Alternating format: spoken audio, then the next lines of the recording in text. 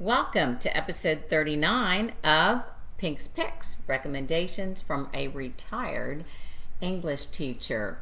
As I've stated in previous episodes, the beauty of belonging to book clubs is twofold. There's the camaraderie, of course, with fellow bibliophiles, and there's the exposure to authors and titles I might not have selected myself. The latter is the case with today's picks. Two very timely nonfiction reads. All the President's Men by Bob Woodward and Bernstein, published in 1974, and How to Read the Constitution and Why by Kim Wehle, published in 2019.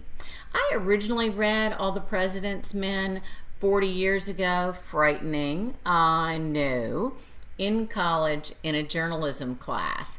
I was awestruck and inspired by the investigative techniques and tenacity of Washington Post reporters Woodward and Bernstein, who at the time of their investigation weren't much older than I was.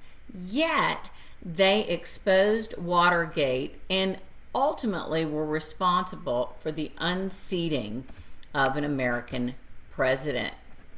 I would not have read this book again if it weren't a book club title, but I'm glad I did, albeit from a new perspective at 60 than at 20. All the President's Men epitomizes the power of the press. Investigative journalism is as important now, maybe more so, than in 1974. The difference in 2021 is the onus is on the audience to filter through the deluge of media outlets to discern unbiased information. Yet another book club around the same time announced Constitution. It is a critical read for any voter not well versed with the words of our founding fathers.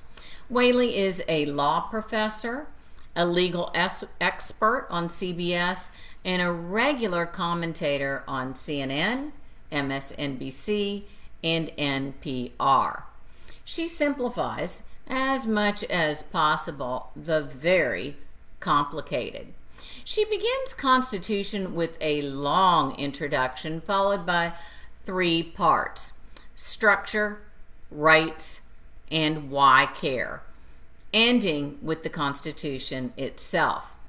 For readability and easier understanding, I would suggest starting in reverse, reading the Constitution, then to fully appreciate the relevance and gravitas in 2021 of this document from 1787, read Part 3, Why Care? Last, I would read Parts 1 and 2.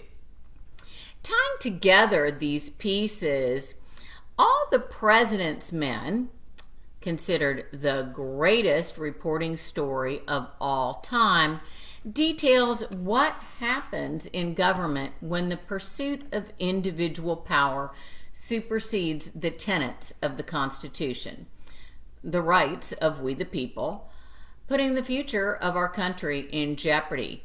Wehle cites examples from both parties where the executive order was misused, even abused. For research and importance, I give these books both an A.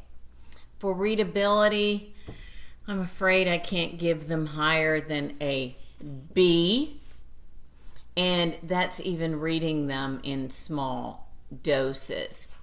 Next time, I will be discussing Julia Alvarez's Afterlife. Until then, stay healthy in the midst of our continuing pandemic. Stay safe and do your homework. Bye-bye.